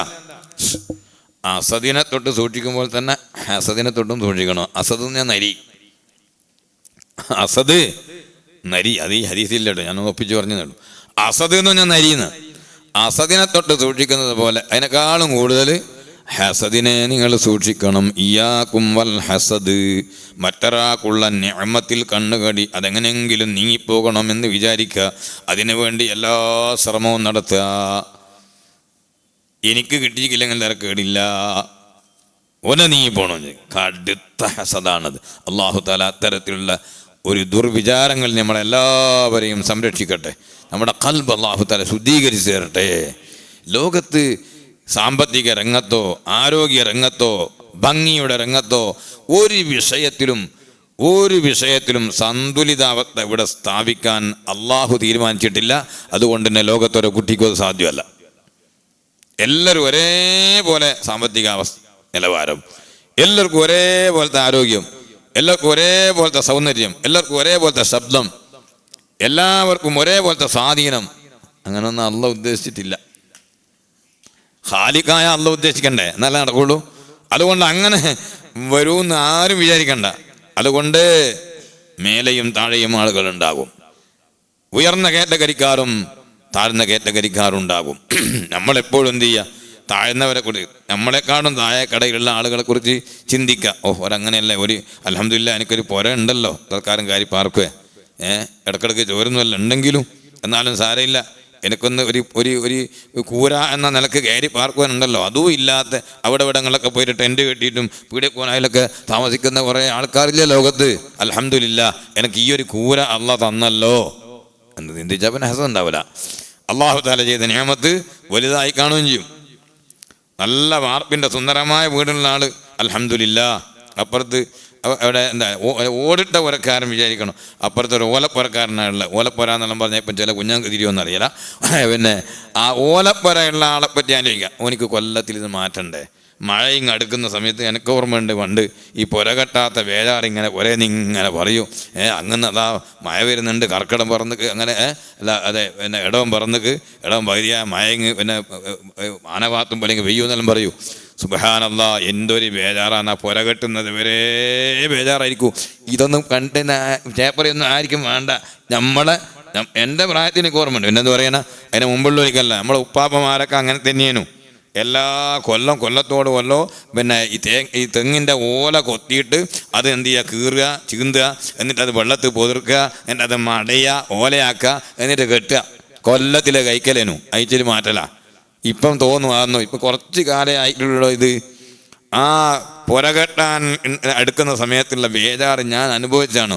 ഉമ്മ അല്ല ഇങ്ങനെ നെഞ്ഞത്തുനിന്ന് ഇങ്ങനെ ഇടിക്കുകയും തുളക്കുകയും ചെയ്യുന്നുണ്ടാവും. അതായത് മഴാങ്ങന്തി വരുന്നു, മഴക്കാരനെ കാണുമ്പോഴത്തേക്ക് കുറച്ചോനെ പുര കെട്ടിയിട്ടില്ലല്ലോ എന്നുള്ള ബേജാറ്. കാരണം ആ സമയത്തൊരു മഴ പെയ്തിട്ടുണ്ടെങ്കിലുണ്ടല്ലോ തീർത്തും പിന്നെ പുരയിലായിരിക്കും വെള്ളം ഉണ്ടാവുക. തീർത്തും വെറും വെള്ളമല്ല, അതിന് ചേരട്ടേൻ്റെ ഇതും ഉണ്ടാവും, മറ്റേ ഒരുപാട് ചേരട്ടക്കാട്ട്, അങ്ങനെ പല സാധനം ഉണ്ടാവും.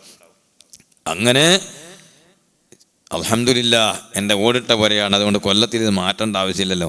അപ്പുറത്തില്ലേ ഓലപ്പുരക്കാരൻ, വാർപ്പിൻ്റെ പുരക്കാരൻ വിചാരിക്കുക, അൽഹംദുലില്ലാ ഞാനൊരു വാർപ്പിൻ്റെ പുരയിലാണുള്ളത്, അപ്പുറത്ത് ഓട്ടും പുര എന്ന് കൊന്നതിൽ വീണിക്കണ്ട തേങ്ങ വീണിക്കണ്ട പൊട്ടൂലേ അല്ലേ?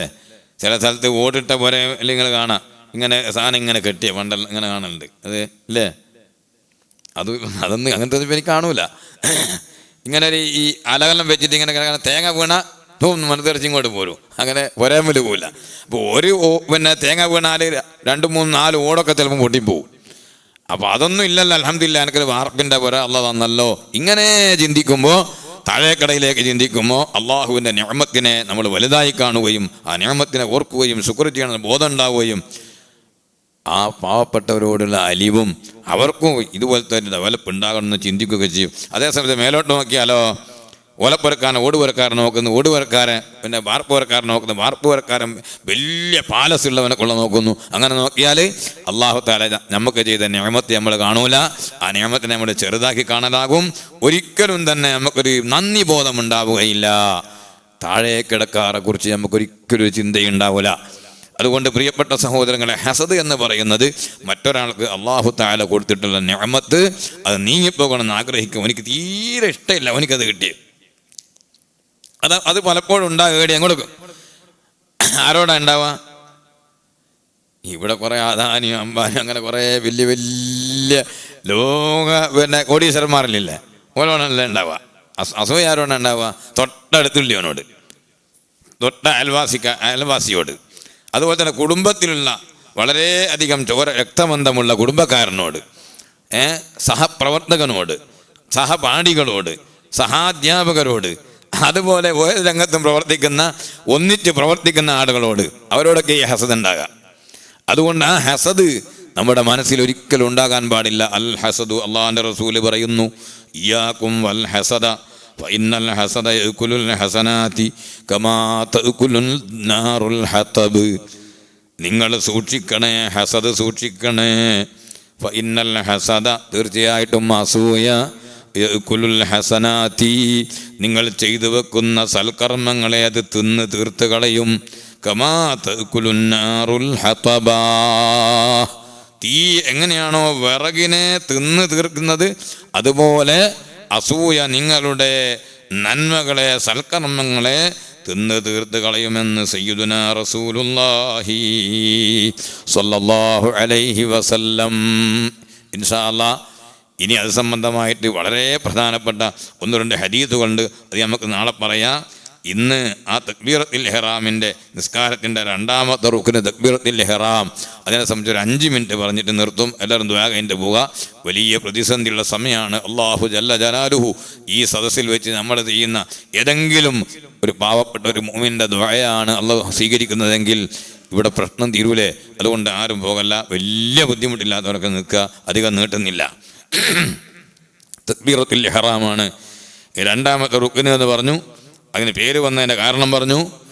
പിന്നെ ആ അല്ലാഹു അക്ബർ എന്നുള്ള തക്ബീറത്തുൽ ഇഹ്റാം കൊണ്ട് തുടങ്ങുകയും നിസ്കാരത്തിൽ അതിൻ്റെ നീക്കുപോക്കുകളിൽ ആവർത്തിച്ച് സമയല്ലാഹു ലിമൻ ഹമിദൻ്റെ ആ ഒരു രംഗമൊഴിച്ച് ബാക്കി എല്ലാ സ്ഥലത്തും ഇങ്ങനെ ആവർത്തിച്ച് ഈ തക്ബീർ ചൊല്ലുന്നതിൻ്റെ, അത് നിശ്ചയിച്ചതിൻ്റെ ഇല്ലത്തും അതിൻ്റെ ഹിക്മത്തെല്ലാം ഇന്നലെ നമ്മൾ പറഞ്ഞിട്ടുണ്ട്. വൽ വാജിബു ബിഹാ കകുല്ലി ഖൗലിൻ ഇസ്മാഉ നഫ്സിഹി, ഈ തക്ബീറത്തുൽ ഇഹ്റാമിൽ അത് മാത്രമല്ല ഫാത്തിഹ, അതുപോലെ തഹിയ്യാത്ത് തുടങ്ങിയ ഖൗലിയായ വാക്ക് സംബന്ധമായിട്ടുള്ള ഫർളുകളെല്ലാം പോലെ തന്നെ ഈ തക്ബീറത്തുൽ ഇഹ്റാമും നമ്മൾ ഒറ്റക്ക് കേൾക്കുന്നതാണെങ്കിൽ എന്ത് ചെയ്യണം? അവനവൻ കേൾക്കണം. ഇപ്പം അല്ലാഹു അക്ബർ എന്ന് പറഞ്ഞിട്ട് ഞാൻ കേട്ടിട്ടില്ല, അതുപോലെ അല്ലാഹു അക്ബർ ഞാൻ കേൾക്കണം, എൻ്റെ നഫ്സ് കേൾക്കണം. അതുകൊണ്ട് അടുത്തുള്ള ആൾ ഇടങ്ങാറാക്കുകയും ചെയ്യരുത് കേട്ടോ. എന്നൊക്കെ പറഞ്ഞിട്ട് അടുത്ത് നിൽക്കുന്ന ഒരു അറ്റക്കുട്ടീനെ ഇടങ്ങാറാക്കാൻ പാടില്ല. എല്ലാവരും നിൽക്കരിക്കാൻ വന്നാണ് നമ്മളെല്ലാവരും ശ്രദ്ധിക്കണം. പിന്നെ നമ്മൾ കേൾക്കുന്ന രൂപത്തിൽ പറഞ്ഞാൽ ആർക്കും ഇടങ്ങാറുണ്ടാവില്ല. അത് വേണം. എല്ലാ ഖൗലിയായ റുക്നും എന്ത് വേണം? അങ്ങനെ നഫ്സ് കേൾക്കണം, ഇസ്മാഉൻ നഫ്സ് വേണം. എപ്പോൾ ഇൻസഹ സംഉഹു, കേൾവി എല്ലാം ശരിക്കുള്ള ആളാണെങ്കിൽ, ഇല്ലെങ്കിൽ ഇപ്പം എന്താക്കുവാനാ ഇപ്പോൾ വലാ ലഗത്തിൻ അവന, അല്ലെങ്കിൽ അതുപോലെ ശബ്ദ കോലാഹലങ്ങളോ അപ്പുറത്ത് നിന്ന് അനൗൺസ് ചെയ്യുന്ന വച്ചോ വേറെ എന്തെങ്കിലും ശബ്ദങ്ങളോ അപശബ്ദങ്ങളൊന്നും ഇല്ലെങ്കിൽ നമ്മൾ കേൾക്കുന്ന വിധത്തിൽ, അല്ലാണ്ട് വലിയ ശബ്ദ അപ്പുറത്തുണ്ടെന്ന് അല്ലാ എന്ന് പറഞ്ഞിട്ട് നമ്മൾ പറയണോ? അവരേണ്ട ആവശ്യമില്ല. നമ്മളെ നഫ്സ് എന്ത് ചെയ്താൽ മതി? കേട്ടാൽ മതി. അല്ലാഹു അക്ബർ ഇതെല്ലാം ശ്രദ്ധിക്കുക. ശരിക്കും മൊഴിയാനും ഉച്ചരിക്കാനൊക്കെ കഴിവുള്ള ഒരാളെ സംബന്ധിച്ചിടത്തോളം കഴിയാത്ത ഒരാൾ നമ്മൾ കൂടുതലില്ല. പിന്നെ എല്ലാവരും എന്തെന്നെ ചൊല്ലണോ? അല്ലാഹു അക്ബർ, അല്ലാഹു അക്ബർ, അല്ലാഹു അക്ബർ. അങ്ങനെയാണ് ഇത്തിബാഇ മാ ഖബറിൽ ബുഖാരി സ്വല്ലു കമാ റഅയ്തുമുനി ഉസല്ലി. വേറെ എന്തെല്ലാം ദിക്റുണ്ട്, എന്തെല്ലാം പിന്നെ ആയത്തുകളും ഒക്കെ ഉണ്ട്. അന്നേരം ഇതന്നെ വേണോ? അങ്ങനെയാണ് റസൂലുള്ളാഹി തങ്ങൾ ചെയ്തത്. റസൂലുള്ളാഹി പറഞ്ഞില്ലേ, സ്വല്ലു കമാ റഅയ്തുമുനി ഉസല്ലി ഐ അലിംതുമുനി, ഞാൻ നിസ്കരിച്ചത് എങ്ങനെയാണ് നിസ്കരിച്ചതെന്നാ നിങ്ങൾ അറിഞ്ഞത്, കണ്ടതെന്നല്ല. സഹാബികൾക്ക് മാത്രമല്ലത്, സഹാബികളിലൂടെയാണ് നിങ്ങൾ അറിയുക. സഹാബികളിലൂടെ നിങ്ങൾ എങ്ങനെയാണോ ഞാൻ നിസ്കരിച്ചത് നിങ്ങൾ അറിഞ്ഞത്, അതുപോലെ മനസ്സിലാക്കിയത്, അതുപോലെ നിസ്കരിച്ചോളണമെന്നാണ് നബി സല്ലല്ലാഹു അലൈഹി വസല്ലം നിങ്ങൾ അല്ലാഹു അക്ബർ എന്നുള്ള തക്ബീറാണ് ചൊല്ലിയത്. നമ്മളും അതിനെ ചൊല്ലും. നമ്മൾ ആലോചിക്കണോ? അല്ലാഹു അക്ബർ എന്ന് നമ്മൾ തക്ബീർ ചൊല്ലുമ്പോൾ നിബിതങ്ങൾ ചൊല്ലിയ തക്ബീർ, സിദ്ദീഖുൽ അക്ബർ അള്ളാഹു ചൊല്ലിയ തക്ബീർ, ഉമർ ഇബ്നുൽ ഖത്താബ് തങ്ങൾ സർവ്വ സഹാബികളും ചൊല്ലിയ തക്ബീർ, താബികൾ ചൊല്ലിയ തക്ബീർ, അഇമ്മത്തുകൾ ചൊല്ലിയ തക്ബീർ, ഇന്ന് വരെ കഴിഞ്ഞു പോയ മുഴുവൻ സാലിഹീങ്ങളും ചൊല്ലിയ തക്ബീർ, അത് തന്നെയാണ് നമ്മുടെ ഇന്ന് അല്ലാഹു അക്ബർ എന്ന് ചൊല്ലുന്നത്. അല്ലാഹു കബീർ എന്നോ അർറഹ്മാനു അക്ബർ എന്നോ പറഞ്ഞാൽ മതിയാവില്ല. എന്ന് പറഞ്ഞാൽ അള്ളാഹ് എന്ന ജലാലത്തിൻ്റെ ഇസ്മും വേണം, അക്ബർ എന്നുള്ള പദവും വേണമെന്നർത്ഥം. അല്ലാഹു അക്ബർ. അവിടെ ഒരു കാര്യം എല്ലാവരും മനസ്സിലാക്കുക. അവിടെ ഒരു മണിക്കലും ഒരു ഉന്നത്തും ഒന്നും വരാൻ യാതൊരു സാധ്യതയില്ല. പക്ഷെ പല ആളുകളും അല്ലാഹു അക്ബർ എന്ന് പറയുന്നത് കേൾക്കലുണ്ട്. എന്താണ് അതിൻ്റെ സാധുത എന്ന് എനിക്കറിയില്ല. അല്ലാഹു അക്ബർ നമ്മൾ തക്ബീറിൽ കേൾക്കല്ലേ അല്ലേ? അല്ലാഹു അക്ബർ എന്നല്ലാതെ അല്ലാഹു ഒക്കെ തിരക്കല്ല. അല്ലാഹു അക്ബർ. അവിടെ ഒരു ഒരു ഉന്നത്ത്, ഒരു മണിച്ച്, അങ്ങനെ ഒരു സാഹചര്യം അവിടെ ഇല്ല. അതുകൊണ്ട് തക്ബീർ ചൊല്ലുമ്പോൾ ശ്രദ്ധിക്കണം. അല്ലാഹു അക്ബർ, അല്ലാഹു അക്ബർ. കുറച്ച് നീട്ടേണ്ടി വരും. ഇന്ത്യക്കാല തക്ബീറൊക്കെ നീട്ടണം. ആ തക്ബീറും ഏത് തക്ബീറായിരുന്നാലും അവിടെ ഒരു ഉന്നത്തും മണിക്കലും ഒന്നും ഇല്ല എന്ന് നമ്മൾ മനസ്സിലാക്കണം. അല്ലാഹു അക്ബർ അങ്ങനെ തന്നെ ചൊല്ലണം. അല്ലാഹു അക്ബർ. അക്ബർ എന്ന് വയുസന്നു ജസ്മുർ റാഇ, അല്ലാഹു അക്ബർ എന്ന് സുക്കൂന് ചെയ്യുക. റാഇന് സുക്കൂന് കൊണ്ടാണ് അത് ഉച്ചരിക്കേണ്ടതാണ് സുന്നത്ത്. വയദുറു സിയാദത്തു വാവിൻ സാകിനത്തിൻ കൊടുക്കും. അല്ലാഹു അക്ബർ. എത്ര കാലായി നിസ്കരിക്കുന്നു എന്ന് പറഞ്ഞിട്ടൊന്നും കാര്യമില്ല. പലരുടെയും തക്ബീർ പല കോലത്തിലുമാണ്. ഒരുപാട് തകരാറുകൾ തക്ബീർ ചൊല്ലുമ്പോൾ സംഭവിക്കാറുണ്ട്. അതുകൊണ്ട് ഉണർത്തുകയാണ്, അല്ലാഹു അക്ബർ എന്നല്ലാതെ ആ ഹു എന്ന ഹ എന്ന അക്ഷരത്തിൻ്റെയും ഹംസ എന്ന അക്ഷരത്തിൻ്റെയും ഇടയിൽ വേറെ ഒരു അക്ഷരത്തിൻ്റെ സാന്നിധ്യം ഇല്ല എന്ന് നമ്മൾ മനസ്സിലാക്കണം. അപ്പോൾ അല്ലാഹു അക്ബർ എന്ന് പറയുന്നത് ശരിയല്ല, അങ്ങനെ ചെയ്യാൻ പാടില്ല. വയദുറു സിയാദത്തു വാവിൻ സാകിനത്തിൻ ലിഅന്നഹു യസീറു ജംഅ ലാഹിൻ. അത് മൂല്യമർക്ക് പറഞ്ഞാൽ വേഗം തിരിയും.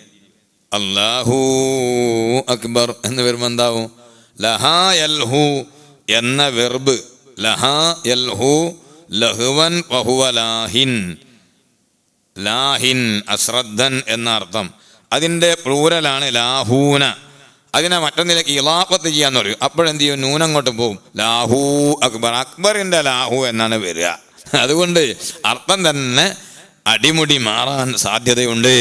അതുകൊണ്ട് ഒരിക്കലും അല്ലാഹു എന്ന ആ ഹാഇൻ്റെ ശേഷം ഹംദിൻ്റെ മുമ്പ് ഒരു വാവ് ജാസ്തിയാക്കാൻ പാടില്ല. അല്ലാഹു അക്ബർ എന്ന് പറയാൻ പാടില്ല. അതുപോലെ ഔ മുത്തഹരിക്ക, അല്ലാഹു അക്ബർ എന്നും പറയാൻ പാടില്ല രണ്ട് കലിമത്തിൻ്റെ ഇടയിൽ. അതുപോലെ വല്ലാഹു അക്ബർ ക മുത്തഹരിക്കത്തിൻ ഖബലഹുമ, രണ്ടിൻ്റെയും മുമ്പ് വല്ലാഹു അക്ബറും പാടില്ല. പിന്നെ അല്ലാഹു അക്ബർ എന്ന് തന്നെ ചൊല്ലണം. അത് ആദ്യത്തെ തക്ബീർ നിസ്കാരത്തിൻ്റെ ഘടകമാണ്. അത് കൃത്യമായി തന്നെ ചൊല്ലിയില്ലെങ്കിൽ നിസ്കാരം സഹിഹാവുകയില്ല, നിസ്കാരത്തിലേക്ക് കടക്കലും നടക്കൂല. പ്രത്യേകിച്ച് മനസ്സിലാക്കണം, ജനാസ നിസ്കാരം നിസ്കരിക്കുമ്പോൾ ജനാസ നിസ്കാരത്തിലെ 4 തക്ബീറുകളും ആ നിസ്കാരത്തിൻ്റെ റുക്കനാണ്, പ്രധാന ഘടകമാണ്. എന്നാ പറഞ്ഞ മനസ്സിലായിപ്പോ? പറഞ്ഞോ? തിരിഞ്ഞോ? എന്തല്ലോ ഇങ്ങനെ മരയിച്ചിരിക്കണ, തിരിഞ്ഞിക്കോ? എന്തെന്നാ തിരിഞ്ഞേ? അതെ, മയ്യത്ത് നിസ്കാരത്തിന് 4 തക്ബീറുണ്ടല്ലോ. 4 തക്ബീറും അതിനിടയിൽ ഫാത്തിഹയും സ്വലാത്തും ദുആയും സലാമും ആണല്ലോ സംഗതി. ഈ 4 തക്ബീറുകളും മയ്യത്ത് നിസ്കാരത്തിൻ്റെ റുക്നാണ്, പ്രധാന ഘടകമാണ്. മറ്റുള്ള നിസ്കാരങ്ങളിലെ തക്ബീറത്തുൽ ഇഹ്റാമിൻ്റെ അതേ പ്രാധാന്യമാണ് മയ്യത്ത് നിസ്കാരത്തിലെ 4 തക്ബീറുകളും. മയ്യത്ത് നിസ്കാരത്തിന് നേതൃത്വം കൊടുക്കുന്ന സമയത്ത് അതിൻ്റെ ആളുകൾ ഉസ്താദുമാർക്ക് ഉണർത്തുന്നത് വളരെ ആവശ്യമാണ്. കാരണം ഇന്ത്യക്കാരൻ്റെ തക്ബീർ അതും മര്യാദയ്ക്ക് തന്നെ ചൊല്ലണ്ട്, എന്നാലും അതിലേശം അപ്പുറം ഇപ്പുറം ആയിപ്പോയാലും പ്രശ്നം വരുന്നില്ലല്ലോ. അതുപോലെ ഒരു ലാഘവത്തോടെ ഈ തക്ബീർ ഒരിക്കലും കാണാൻ പാടില്ല. 4 തക്ബീറുകളും റുക്കനാണ്. അപ്പം അല്ലാഹു അക്ബർ, അല്ലാഹു അക്ബർ അങ്ങനെ തന്നെ ചൊല്ലേണ്ടതാണ് എന്ന് സാന്ദർഭികമായി ഉണർത്തുന്നു. വയുസന്നു റഫ്ഉ യദൈഹി ഫീ തക്ബീറത്തിൻ തക്ബീർ ചൊല്ലുമ്പോൾ കൈ ഉയർത്തൽ സുന്നത്താണ്. അല്ലാഹു അല്ലദീ ലിത്തഹരീമി തക്ബീറത്തുൽ ഇഹ്റാം ചൊല്ലുമ്പോൾ കൈ ഉയർത്തണം. ഇജ്മാ ഉള്ള കാര്യമാണത്. മുസ്ലിം ഉമ്മത്തിൻ്റെ മുസ്ലിം ലോകത്തെ പണ്ഡിതന്മാരുടെ ഏകോപനമാണ്. ബൽ ഖാല ഇബ്നു ഖുസൈമ വഗൈറുഹു ബിവുജൂബി ദാലിക. ഇബ്നു ഖുസൈമയും മറ്റും റഹ്മത്തുള്ളാഹി അലൈഹിം അവർ എന്തായിട്ടുണ്ട്, അത് നിർബന്ധമാണെന്ന് വരെ പറഞ്ഞിട്ടുണ്ട്. കൈ ഉയർത്തൽ, കൈ ഉയർത്തുന്നത് ഞാൻ നിസ്കരിക്കുന്ന സമയത്ത് നിങ്ങൾ ശരിക്കും ശ്രദ്ധിച്ചു നോക്കിയാൽ റെഡിയിൽ മനസ്സിലാവും. തക്ബീർ തുടങ്ങുന്നു, കൈ ഉയർത്തൽ തുടങ്ങുന്നു. തക്ബീർ തീരുന്ന്, കൈ ഉയർത്തൽ തീരുന്ന്, എന്നിട്ട് എടുത്ത് കെട്ടുന്നു. അതാണ് അതിൻ്റെ ശരിയായ രൂപം. അല്ലാഹു അക്ബർ. പിന്നെ പല കോലങ്ങളും സുബ്ഹാനല്ലാഹ്, അല്ലാഹു അക്ബർ, ഇങ്ങനെ ഒരു കുലുക്കലും ഒരു പിടിക്കലും അത് കിട്ടിപ്പോയി എന്നുള്ള ആൾക്ക് എന്തെല്ലാം കളിയാണ് ഓരോരുത്തർ നിസ്കരിക്കുമ്പോൾ കളിക്കുക. ഇമാമിങ്ങളടക്കം ചിലപ്പോൾ കളിക്കുന്ന കളിയാണ്. എത്ര വ്യക്തമായ എത്ര അച്ചടക്കത്തിലാണ് അത് പഠിപ്പിച്ചത്. നിങ്ങൾ ശ്രദ്ധിച്ചു നോക്കുന്നത്. അല്ലാഹു അക്ബർ കഴിഞ്ഞു. ആളിങ്ങനെ പറയും കുറേ നീട്ടിയിട്ട് കാര്യങ്ങൾ ആരും അഭിപ്രായപ്പെടാത്ത ഒരുപാട് നീട്ടം. ആ മൗമികൾ കുറച്ച് എന്തെന്ന് സംഭവം എന്തെന്നാ ഇതെവിടെ എത്തുക എന്നൊക്കെ വിചാരിക്കുന്ന രൂപത്തിൽ ചില ഇമാമികളും ചെയ്യുന്നതാണ്. അങ്ങനെ അതുകൊണ്ട് അങ്ങനെ ചെയ്യാൻ പാടില്ല. തക്ബീറൊക്കെ നല്ല ഭംഗിയിൽ എത്ര റാഹത്തുണ്ടല്ലേ ആ തക്ബീറിൻ്റെ അച്ചടക്കങ്ങൾക്ക്. അല്ലാഹു അക്ബർ ഖലാസ്, ഇത്രയേ ഉള്ളൂ. അപ്പം അങ്ങനെ തന്നെ ചെല്ലണം. തക്ബീർ കൈ ഉയർത്തേണ്ടത് എങ്ങനെയാ? കൈ ഉയർത്തേണ്ടത് ഇങ്ങനെയല്ല. ചിലർ ഇങ്ങനെയാണ് ഉയർത്തുക, അങ്ങനെയല്ല, ഇങ്ങനെയാണ് ഉയർത്തേണ്ടത്. അത് ഇവിടെയാണ് ഇങ്ങനെയാണ് വരേണ്ടത്. ഈ പെരുവിരൽ നമ്മളെ ഈ തുണിച്ചെവിയില്ല ഇവിടെ വരുന്ന രൂപത്തിൽ വിരലുകളുടെ അഗ്രം ചെവിയുടെ മേൽഭാഗത്തേക്ക് നിലക്ക്, കൈപ്പടത്തിൻ്റെ പുറം ഭാഗം നമ്മുടെ ചുമലിലേക്കും നേരിടുന്ന നിലക്ക്. ഹദീസിൽ ഇങ്ങനെ ഓരോന്നും പറഞ്ഞിട്ടുണ്ട്. അപ്പോൾ അതെല്ലാം ഒന്ന് തന്നെയാണ് എന്ന് ഇമാമുന ശാഫിഈ റളിയല്ലാഹു തആല അൻഹു ആ ഹദീസുകളൊക്കെ വ്യത്യസ്ത റിപ്പോർട്ടുകൾ ജംഅ ചെയ്തുകൊണ്ട് സംഗതിയെല്ലാം ശരിയാണ്. ചിലർ ഈ വിരൽ നോക്കിയിട്ട് എന്ത് ചെയ്തു, ഈ പിന്നെ ചെവിയുടെ ഈ തുണിച്ചെവി ഇതുണ്ടല്ലോ, ഈ ലോലമായ ചെവിയുടെ ഇവിടത്തേക്ക് ഉയർത്തി. ഹദീസിൽ വിശദീകരിക്കുമ്പോൾ സ്വഹാബത്ത് നബി സല്ലല്ലാഹു അലൈഹി വസല്ലം കൈ ഉയർത്തിയതിനെ പറ്റി പറയുമ്പോൾ വ്യത്യസ്ത റിപ്പോർട്ട് വന്നാണ്. അപ്പോൾ അതൊന്നും വൈരുദ്ധ്യങ്ങളല്ല. ഞാൻ പറഞ്ഞില്ല മുമ്പ് വൈരുദ്ധ്യം എന്ന് പറഞ്ഞാൽ പറഞ്ഞോയാ ഞാൻ ഈ പ്രാവശ്യത്തെ പ്രശ്നം കാര്യമായിട്ടൊരു സംഗതി പറഞ്ഞിട്ടുണ്ട്. വൈരുദ്ധ്യം എന്ന് പറയുന്ന സംഗതി ഉണ്ടാകാൻ ഒരുപാട് പണിയുണ്ടെന്ന് പറഞ്ഞില്ല. തങ്ങൾ കേട്ടുകൊന്നും അറിയില്ല. 8 സംഗതികൾ ഒത്തുകൂടിയാൽ മാത്രമേ എന്താവുള്ളൂ, വൈരുദ്ധ്യം എന്ന് പറയുന്ന സംഗതി ലോകത്ത് സംജാതമാവുകയുള്ളൂ. ഞാൻ വിശദമായിട്ട് എന്തായിട്ടുണ്ട് ഒരു പ്രസംഗത്തിൽ പറഞ്ഞിട്ടുണ്ട്. അതുകൊണ്ട് ഈ റിപ്പോർട്ടുകളൊന്നും വൈരുദ്ധ്യങ്ങളല്ല, എല്ലാം റെഡിയാണ്. അപ്പോൾ ഒരു സഹാബി അത് റിപ്പോർട്ട് ചെയ്യുമ്പോൾ ഇതാണ് പരിഗണിച്ചത്. അപ്പോൾ ഇവിടെ ഉയർത്തിയെന്ന് പറഞ്ഞു റെഡിയാണ്. വേറെ ഒരു സഹാബി പറയുമ്പോൾ ഈ വിരലിൻ്റെ അഗ്രത്തെയാണ് പറഞ്ഞത്, അപ്പോൾ ചെവിയുടെ മേലെ എന്ന് പറഞ്ഞ്. വേറെ സഹാബി ഇതാണ് പരിഗണിച്ചത്, അപ്പോൾ ചുമലിനായിരുന്നു. റെഡിയാണ്, എല്ലാം റെഡി തന്നെയാണ്. സംഗതി ഒന്നുമില്ല, വൈരുദ്ധ്യമില്ല. ഇതാണ് മുഹദ്ദിസുകളൊക്കെ സാധാരണ ശാരിഹീങ്ങൾ അവരുടെ ഹദീസിൻ്റെ ഗ്രന്ഥങ്ങളുടെ ശറഹ് എഴുതുമ്പോൾ ഇത്തരം വിഷയങ്ങളാണ് ചെയ്യുക. ആ ഹദീസും ഈ ഹദീസും തമ്മിൽ എതിരുണ്ടോ? ഒന്നും എതിരില്ല. നിങ്ങളൊന്ന് ആലോചിച്ച്, ഈ ഹദീസ് എന്നൊക്കെ പറഞ്ഞാൽ ചെറിയ സംഗതിയല്ല.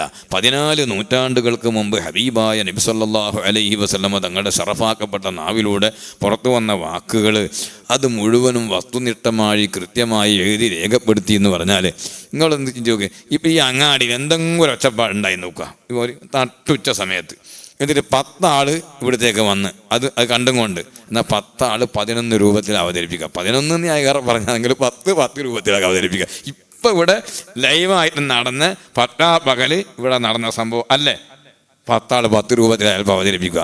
ഇതൊന്ന് ആലോചിക്കുക.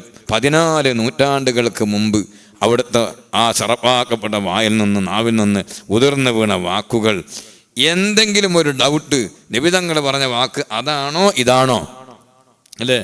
ലാ അദ്രി പറഞ്ഞില്ലേ ഒരു അമ്മൽ മൂമിനു അവിൽ അമ്മൽ മുനാഫിഖു അവിൽ കാഫിറു, ഒരു ഹദീസുണ്ട് പിന്നെ ഖബറുൽ അദാമിനെ പറ്റി പറഞ്ഞെടുത്ത്. അങ്ങനെ പല സ്ഥലത്തും കാണാം. ഏതാണ് വാചകം പറഞ്ഞതെന്ന് കൃത്യമായി ഓർമ്മയില്ലാതിരിക്കുമ്പോൾ അതോ ഇതോ തറപ്പിച്ച് പറയുന്നില്ല, രണ്ടും കൂടി പറയാം. ഒന്നുകിൽ നബി തങ്ങൾ ആ വാചകമാണ് പറഞ്ഞത്, അല്ല ഈ വാചകമാണ് പറഞ്ഞത്. അവർക്കതിൽ യാതൊരു മടിയുമില്ല. എൻ്റെ ശ്രദ്ധ വിട്ടുപോയി എന്നാരും വിചാരിക്കോ, എനിക്ക് വേണ്ടത്ര മനസ്സിലാക്കാൻ കഴിഞ്ഞില്ല എന്നാരും വിചാരിക്കോ, അങ്ങനെയൊന്നും അവർക്ക് യാതൊരു ഇതില്ല, അഭിമാന പ്രശ്നമൊന്നുമില്ല. അങ്ങനെയാണ് അവർക്ക് ഓർമ്മ, പിന്നെ ചെറിയൊരു ഡൗട്ട് ആ വേർഡിൽ ഉണ്ടെങ്കിൽ അവരെന്ത് രണ്ട് വേർഡും പറയും. ഒന്നുകിൽ അതാണ് നിബിധങ്ങൾ പറഞ്ഞത്, അല്ലെങ്കിൽ ഇതാണ് നിബിധങ്ങൾ പറഞ്ഞത്. ഇതാണ് ഹദീസിൻ്റെ ഒക്കെ അവസ്ഥ.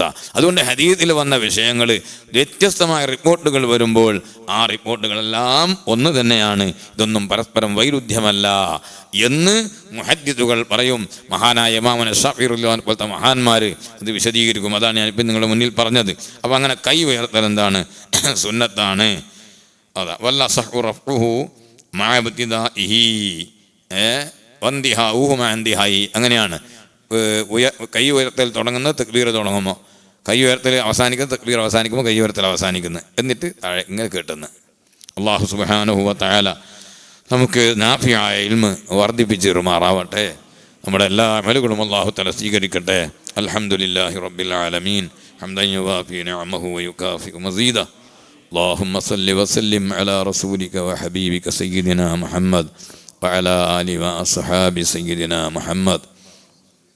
അർഹമുർറാഹിമീനായ റബ്ബേ, സാധുക്കളായ ഞങ്ങൾ ഇവിടെ ഒരുമിച്ച് കൂടിയതും ഞങ്ങൾ പറഞ്ഞതും കേട്ടതും എല്ലാം നീ പൊരുത്തപ്പെട്ട സ്വാലിഹായ അമലായി ഖബൂൽ ചെയ്യണം റഹ്മാനെ. ഞങ്ങളുടെ ജീവിതത്തിൽ വന്നുപോയ സർവ്വ തെറ്റുകുറ്റങ്ങളും നീ ഞങ്ങൾക്ക് പുറത്ത് മാപ്പാക്കണം റഹ്മാനെ. ഞങ്ങളിലേക്ക് റഹ്മത്തിൻ്റെ കാരുണ്യത്തിൻ്റെ നോട്ടം നോക്കണേ അല്ലാ. അർഹമുർറാഹിമീനായ റബ്ബേ, ഞങ്ങളുടെ നാടുകളിലും ഞങ്ങളുടെ സംസ്ഥാനത്തും ഞങ്ങളുടെ രാജ്യത്തും ലോകരാഷ്ട്രങ്ങളിലും നീ സമാധാനം നിലനിർത്തി തരണേ അല്ലാ. ലോകത്ത് നടക്കുന്ന സംഭവങ്ങളെല്ലാം അത് നേരത്തെ നിശ്ചയിച്ച നിൻ്റെ വിശാലമായ ഇൽമനുസരിച്ചുകൊണ്ട് നീ അറിഞ്ഞതും നീ കണക്കാക്കിയതുമാണ്. എന്നാലും സാധുക്കളായ ഞങ്ങൾക്ക് ഇതൊന്നും താങ്ങാൻ കഴിയാത്ത ദുർബലന്മാരാണ്. ഞങ്ങൾക്കെല്ലാവർക്കും സർവ്വജനങ്ങൾക്കും നിരപരാധികളായ ജനങ്ങൾക്ക് നീ സമാധാനം നൽകണം റഹ്മാനെ. എല്ലാവരെയും എല്ലാ രാജ്യത്തെയും നിരക്ഷപ്പെടുത്തണം റഹ്മാനെ, നിരക്ഷപ്പെടുത്തണം റഹ്മാനെ. എത്രയോ നിരപരാധികൾ കൊല്ലപ്പെട്ടു കഴിഞ്ഞു. അള്ളാഹുവേ നീ കാക്കണേ അല്ലാ. ഈ വിശുദ്ധ റമളാനിൻ്റെ രാപ്പകലുകളിൽ രക്തച്ചൊരിച്ചലുണ്ടാകുന്ന ആ യുദ്ധം നീ പെട്ടെന്ന് നിർത്തിത്തരണം റഹ്മാനെ. യാ അല്ലാഹ് യാ അലീമസ് സുൽത്താൻ യാ ഖദീമൽ ഇഹ്സാൻ യാ ദൽ ഫദ്ലി വൽ ഇഹ്സാൻ. യാ അല്ലാഹ്, അധികാരം മുഴുവനും നിൻ്റെ കയ്യിലാണ്. എല്ലാ രാജാക്കന്മാരും നിൻ്റെ കീഴിലാണ്. അർഹമുർറാഹിമീനായ റബ്ബേ, നിന്നോട് ഞങ്ങൾ കാവൽ ചോദിക്കുന്നു. എല്ലാ ജീവികളുടെയും എല്ലാ മനുഷ്യന്മാരുടെയും നിൻ്റെ നിയന്ത്രണത്തിലുള്ള അന്താഹിദും ബിനാസിയത്തിഹാ, നിൻ്റെ നിയന്ത്രണത്തിലുള്ള എല്ലാ ജീവികളുടെയും എല്ലാത്തിൻ്റെയും ശർറിനെ തൊട്ട് ഞങ്ങൾ നിന്നെ കൊണ്ട് കാവൽ ചോദിക്കുന്നു അല്ലാ. ഞങ്ങളുടെ ദുആ നീ ഖബൂൽ ചെയ്യണേ അല്ലാ. ഞങ്ങൾ ഉയർത്തിയ കൈകൾ നീ വെറുതെയാക്കല്ലേ അല്ലാ. പലരും വലിയ ഭയാശങ്കയിലാണ് അല്ലാഹുവേ. എവിടെ യുദ്ധം നടന്നാലും ലോകമൊട്ടാകെ അതിൻ്റെ പ്രത്യാഘാതമാണ് അല്ലാ. അല്ലാ, നീ പൂർണ്ണമായി സലാമത്ത് നൽകണേ അല്ലാ, സമാധാനം നൽകണേ അല്ലാ. ഞങ്ങൾക്കെല്ലാം നീ പൂർണ്ണമായ ആരോഗ്യവും ആഫിയത്തും നൽകണം റഹ്മാനെ. അർഹമുർറാഹിമീനായ റബ്ബേ, സാധുക്കളാണ് ഞങ്ങൾക്ക് യാതൊരു കൗശലവുമില്ല, ഞങ്ങൾക്കൊരു വിഷയവും ചെയ്യാൻ കഴിവില്ല. നീ കഴിവ് തന്നാലല്ലാതെ ഞങ്ങളുടെ എല്ലാ വിഷയവും നീ ഏറ്റെടുക്കണം റഹ്മാനെ. നീ വിജയിപ്പിച്ചു തരണം റഹ്മാനെ. ഞങ്ങളെ വിട്ട് പിരിഞ്ഞ് മൺമറഞ്ഞു പോയ എൻ്റെ പെങ്ങളെ ഭർത്താവ് ഉൾപ്പെടെ എല്ലാവരുടെയും ഖബറുകൾ നീ സ്വർഗമാക്കണം റഹ്മാനെ. അവരെയും ഞങ്ങളെയും നീ സ്വർഗത്തിൽ ഒരുമിച്ച് കൂട്ടണേ അല്ലാ. അല്ലാഹ്, ഈ പരിശുദ്ധ റമളാനിൻ്റെ സമയങ്ങൾ വേഗം വേഗം കഴിഞ്ഞു പോകുന്നു. ആർക്കെല്ലാമാണ് നീ കാരുണ്യം ചെയ്തതെന്നറിയില്ല, ആരെല്ലാമാണ് ഈ റമളാനിൽ സമ്പാദിച്ചതെന്നറിയില്ല. ഞങ്ങളുടെ അമല് വളരെ കുറവാണ്, ഖുർആൻ പാരായണം കുറവാണ്. നീ ഞങ്ങൾക്ക് കാര്യമായിട്ട് തന്ന ഈ അതിഥിയെ വേണ്ടതുപോലെ സൽക്കരിക്കാൻ ഞങ്ങൾക്ക് കഴിഞ്ഞിട്ടില്ല. ഞങ്ങൾ വീഴ്ച സംഭവിക്കുന്നവരാണ്, നന്ദി കുറഞ്ഞവരാണ്. ഞങ്ങളെല്ലാവരെയും നീ നന്നാക്കി തരണം റഹ്മാനെ. ഞങ്ങളുടെ ഖൽബ് നന്നാക്കി തരണം റഹ്മാനെ. അള്ളാഹുവേ, കിബ്ർ, ഉജ്ബ്, ഹസദ് തുടങ്ങിയ സർവ്വ ദുർഗുണങ്ങളും ഞങ്ങളുടെ ഖൽബിൽ നിന്ന് മാറ്റണം റഹ്മാനെ. ഈമാനും മഅരിഫത്തും ഹുസ്നുൽ ദന്നും സുഹുദും ഖനാഅത്തുമെല്ലാം തുടങ്ങിയ സൽഗുണങ്ങൾ ഞങ്ങളുടെ ഖൽബിൽ നീ പുനഃസ്ഥാപിക്കണം റഹ്മാനെ. ഞങ്ങൾക്കെല്ലാവർക്കും നിൻ്റെ കാവൽ നൽകണേ അല്ലാഹ്. നാട്ടിലുള്ളവർക്കും വിദേശത്തുള്ളവർക്കും എല്ലാ സ്ഥലത്തും നിൻ്റെ കാവൽ നൽകണം റഹ്മാനെ. ഉംറക്ക് പോകാൻ ഉദ്ദേശിക്കുന്നവരുണ്ട്, ഇവിടെ യാത്രയിലൊക്കെ നിൻ്റെ കാവൽ നൽകണേ അല്ലാഹ്. എല്ലാം നിൻ്റെ പൊരുത്തത്തിലാക്കണേ അല്ലാഹ്. ഞങ്ങൾക്ക് നിൻ്റെ പൊരുത്തത്തിലായി ആരോഗ്യത്തോടെ, ഇസ്സത്തോടെ, തഖ്വയോടെ, ഐശ്വര്യത്തോടെ ദീർഘായുസ് നൽകണേ അല്ലാഹ്. ആഖിബത്ത് നന്നാക്കി മരിപ്പിച്ച് സാലിഹീങ്ങളോടുകൂടെ ചേർക്കണേ അല്ലാഹ്. ربنا تقبل منا إنك أنت السميع العليم وتب علينا إنك أنت التواب الرحيم. آمين برحمتك يا أرحم الراحمين. وصلى الله تعالى وسلم على خير خلقه سيدنا محمد وآله وصحبه أجمعين. سبحان ربك رب العزة عما يصفون وسلام على المرسلين والحمد لله رب العالمين.